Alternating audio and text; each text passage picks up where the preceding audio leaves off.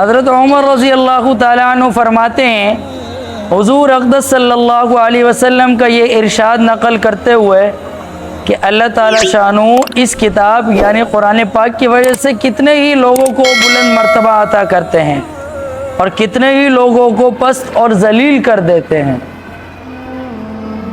اللہ تعالیٰ قرآن پاک کی وجہ سے کتنے لوگوں کو بلند مرتبہ عطا کرتے ہیں اور کتنے ہی لوگوں کو پست اور ذلیل کر دیتے ہیں۔ بلند مرتبہ کن کو عطا ہوتا ہے؟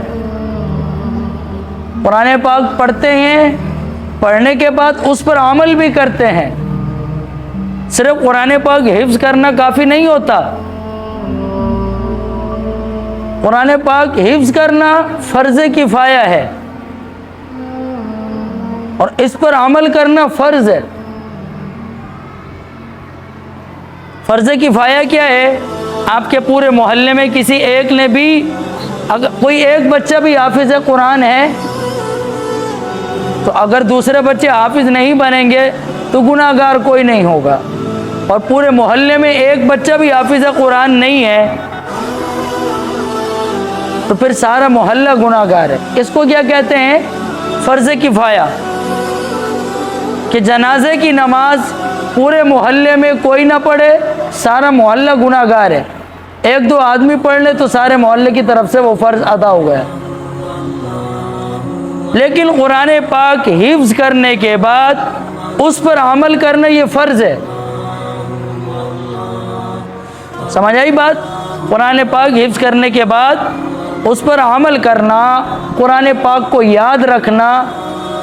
جو شخص قرآن پاک حفظ کرے، حفظ کرنے کے بعد اس پر عمل بھی کرے، حلال کو حلال جانے، حرام کو حرام جانے، نماز کی پابندی کرے،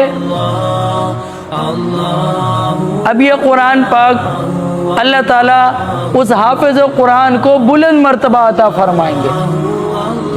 اور جو شخص قرآن پاک حفظ تو کر لے، جیسے آج کل یہ ماحول بنا ہوا ہے، حفظ کرنے کے بعد وہ نماز کی پابندی کا کوئی خاص خیال نہیں رکھتا، حرام حلال کی کوئی تمیز نہیں کرتا، اس کے اخلاق اچھے نہیں ہیں، لوگ اس سے نفرت کرتے ہیں، اس سے دور بھاگتے ہیں، اس کی وجہ سے پھر اللہ تعالیٰ اس کو ذلیل بھی کر دیتے ہیں۔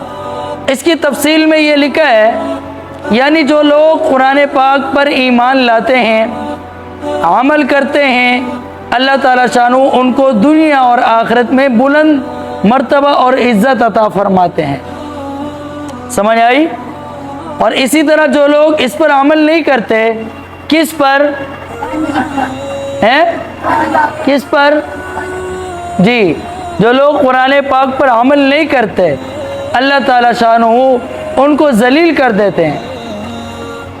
ایک جگہ ارشاد ہے، یضل بہ کثیرا ویہدی بہ کثیرا، اللہ تعالیٰ شانہ اس کی وجہ سے بہت سے لوگوں کو ہدایت بھی عطا فرماتے ہیں اور بہت سے لوگوں کو گمراہ بھی کر دیتے ہیں۔ کس کی وجہ سے؟ قرآن پاک کی وجہ سے اللہ تعالیٰ بہت سے لوگوں کو ہدایت بھی عطا فرماتے ہیں اور بہت سے لوگوں کو اللہ تعالیٰ کیا کر دیتے ہیں؟ گمراہ بھی کر دیتے ہیں۔ اللہ تعالیٰ شانہ اس کی وجہ سے بہت سے لوگوں کو ہدایت بھی عطا فرماتے ہیں اور بہت سے لوگوں کو گمراہ بھی کر دیتے ہیں۔ دوسری جگہ اللہ تعالیٰ کا ارشاد ہے، وَنُنَزِّلُ مِنَ الْقُرْآنِ مَا هُوَ شِفَاءٌ وَرَحْمَةٌ لِّلْمُؤْمِنِينَ وَلَا يَزِيدُ الظَّالِمِينَ إِلَّا خَسَارًا۔ حضور اکرم صلی اللہ علیہ وسلم کا ارشاد منقول ہے کہ اس امت کے بہت سے منافق قاری ہوں گے، اللہ حفاظت فرمائے۔ بہت بڑی سخت بات ہے، اس امت کے بہت سے منافق قاری ہوں گے۔ کیسے؟ بعض مشائخ سے نقل کیا گیا ہے کہ بندہ ایک سورت کلام پاک کی شروع کرتا ہے تو ملائکہ اس کے لیے رحمت کی دعا کرتے رہتے ہیں یہاں تک کہ وہ فارغ ہو، اور دوسرا شخص ایک سورت شروع کرتا ہے تو ملائکہ اس کے ختم تک اس پر لعنت بھی کرتے ہیں۔ بعض مشائخ فرماتے ہیں کہ ایک بندہ، ایک قاری صاحب جب قرآن پاک کی تلاوت شروع کرتے ہیں تو فرشتے اس کے لیے کیا کرتے ہیں بھائی؟ دعا کرتے ہیں رحمت کی۔ اس کے برمقابل ایک قاری صاحب تلاوت شروع کرتے ہیں تو فرشتے اس کے لیے کیا کرتے ہیں؟ لعنت پیش کرتے ہیں۔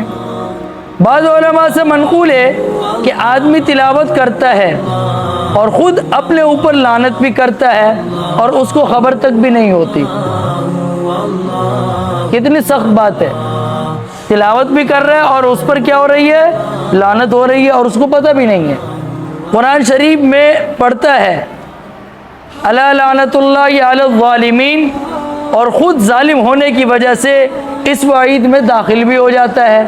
اسی طرح پڑھتا ہے لعنت اللہ علی الکاذبین، اور وہ خود جھوٹا ہونے کی وجہ سے اس کا مستحق بھی ہوتا ہے۔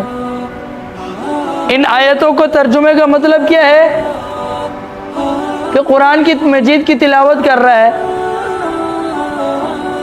اور خود اس پر عمل نہیں کر رہا۔ حسن صاحب، قرآن مجید کی تلاوت تو ہو رہی ہے اور قرآن مجید میں آیت آئی الا لعنت اللہ علی الظالمین، خود ظالم ہے۔ ظالم کیسے؟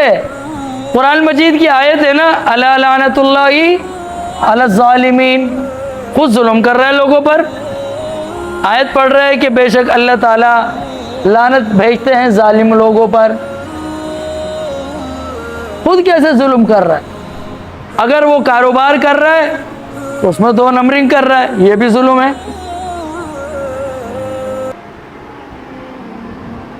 اور قرآن کی آیت تلاوت کر رہا ہے لعنت اللہ علی الکاذبین، کہ جھوٹوں پر اللہ کی لعنت، اور وہ خود اس پر بھی ہو رہی ہے۔ وہ کیسے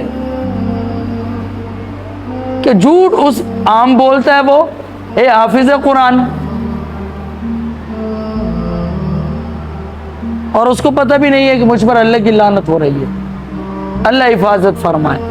اللہ تعالی ہمیں قرآن پاک کا جو حق ہے اس کے مطابق زندگی گزارنے کی توفیق عطا فرمائے۔ خدا نہ خواستہ ایسا نہ ہو ہم برائے نام حافظ قرآن بن جائیں، ماں باپ خوش ہو جائے ماشاءاللہ میرے بیٹا حافظ قرآن ہے، لیکن اس پر اللہ کی لعنت ہو رہی ہے۔